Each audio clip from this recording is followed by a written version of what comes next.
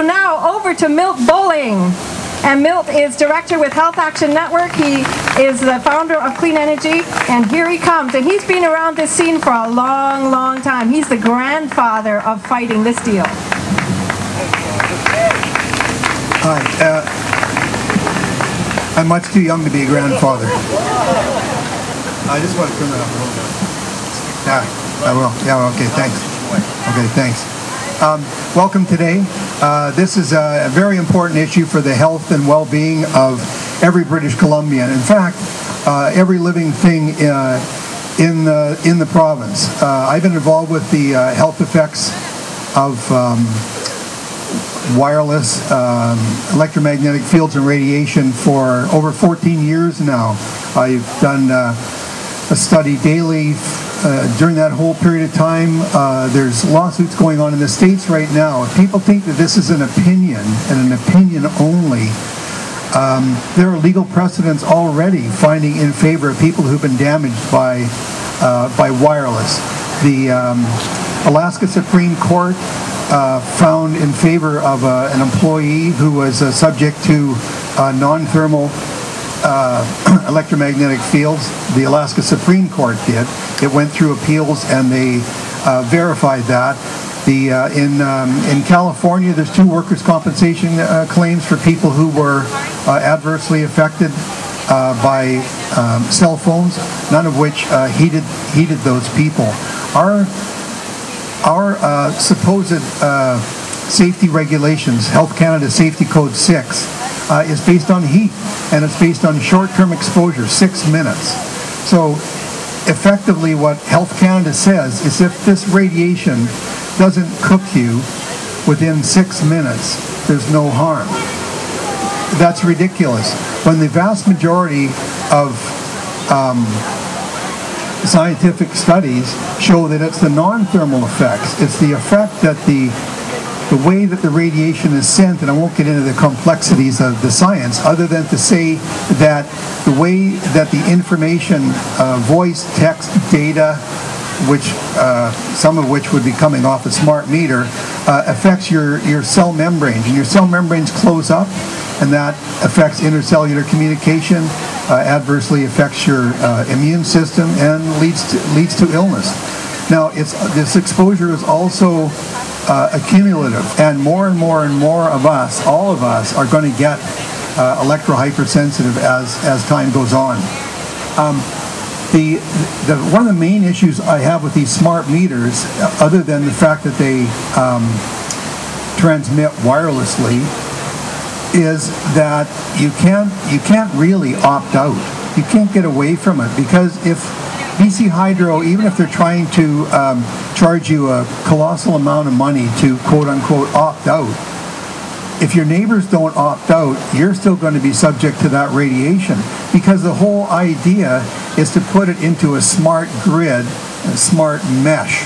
So you could be, an island in the middle of all this radiation. You're still going to get radiated whether you opt out or not, or whether you go off grid or whatever else. All your neighbors, because the meters they're modular, so they can put different modules in there, but they're actually able to communicate from meter to meter to meter to meter. In areas of the world, third world countries where they don't have the infrastructure, they put up a cellular network. They rig that so that cell phones act like transmitters, receivers. So this person's cell phone can transmit to that person's cell phone, to that one, to that one, to that one, and can form a network. And that's really what the smart meters are capable of doing. The issue that I have with that is that if you're concerned about wireless, you can hardwire your computer so you can go on the internet like I have at home. I'm on the internet all day, but I do it wired. It's wired. I got nothing wireless in my home. I have wired telephone. I don't have cordless phones because they're very similar to the adverse health effects from a cell phone. The thing about all those is I have personal choice. You can hang up a cordless phone. You can hang up your cell phone. You can not even have a cell phone. You have personal choice. And I think in a country like Canada, that's all important. We all need to have our personal choice over what's good or bad for us.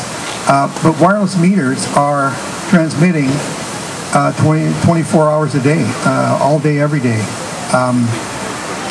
And the meters have what's called a dipole antenna. It's just a pole that transmits in 360 degrees. So if that meter is on the other side of your bedroom, and people's bodies heal at night. It's a whole healing process that the melatonin allows your body to get rid of adverse things during the day, stress things during the day. So at night is very important. That's the most important time for your body to heal itself. And if the smart meters are on the other side of your wall and they're transmitting to your neighbor's place, which would be like through your place to get to your neighbor's place, because electromagnetic fields can actually transmit through 10 feet of concrete, and it transmits at the speed of light. So it doesn't, your walls won't stop it. So if your headboard is against that wall and the smart meter is on the other side of that wall, that's problematic.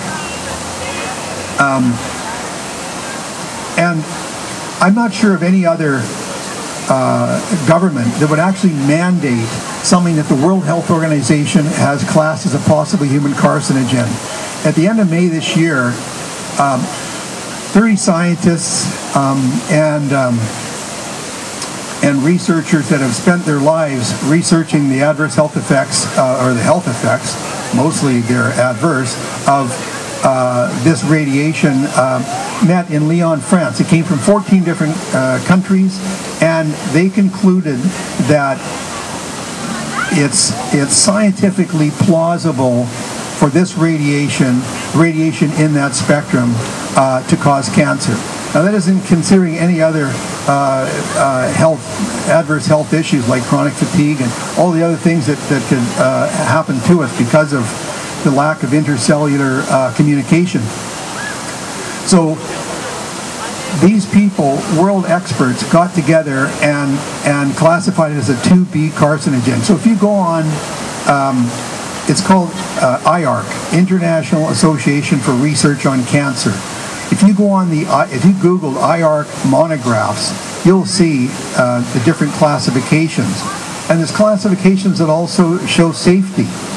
So the radiation in this spectrum, anywhere from 30 kilohertz to 300 gigahertz, is not classified as safe. It's not classified as not causative. It's also not classified as definitely causes cancer. But there's enough scientific evidence now to point to the fact that it's plausible that it could cause cancer.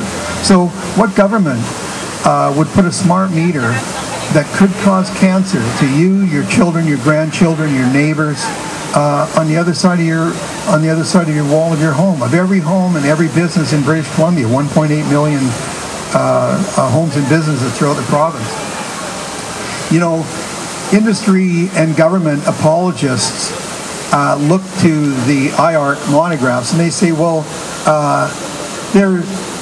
they also list coffee and pickled vegetables. And, you know, who's afraid of coffee and who's afraid of pickled vegetables? But the science shows that the pickling, the chemicals that they use in the Asian pickled vegetables are carcinogenic. So they're thinking that if they use those carcinogenic chemicals to pickle the vegetables, then the vegetables probably aren't too happy as well. And coffee, if you drink excess amounts of coffee over a prolonged period of time, it leads to bladder and kidney cancer.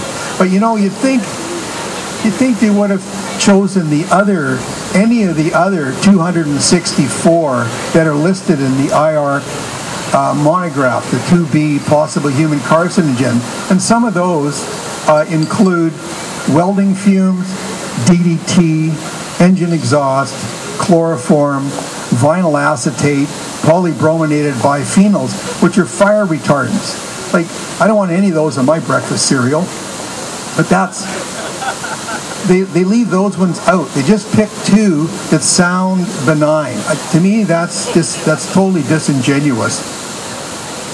You know, Safety Code 6, as I mentioned, is based on heat. But what isn't told is that the Safety Code 6 that we have is the developed world's second worst, second least protective safety code in the developed world. So they leave that part out, and they'll refer to these smart meter emissions as a percentage of Safety Code 6. Well, because Safety Code 6 is only based on heat and isn't really the mechanism of harm, what that means is they're taking a fraction of an irrelevant number and saying that fraction of an irrelevant number is safe. Well, it's just another irrelevant number. It doesn't provide any safety for you. This $1.1 billion boondoggle was originally set up, was announced by Premier Gordon Campbell, former Premier Gordon Campbell, now he's Canada's High Commissioner to the UK. He estimated in 2007 that this was going to cost all of us, between $480 and $530 million. So a mere less than 4 years later, it's now $1.1 billion, and we will never know. We will never find out what the true number for that is. But if it was in 4 years, it's gone from $500 million to $1 billion. What's going to be the final rollout? $2 billion, $3 billion, and you know, whose friends are profiting from that? Nobody that I know, that's for sure. On top of that, they justify these meters as detecting grow-ops and stopping electricity theft. But in BC Hydro's own business plan, they say in Appendix 2 that these meters don't detect theft. So if they don't detect theft, and they're basing over 50% of the cost justification for this program on uncovering theft, the whole business case is ludicrous.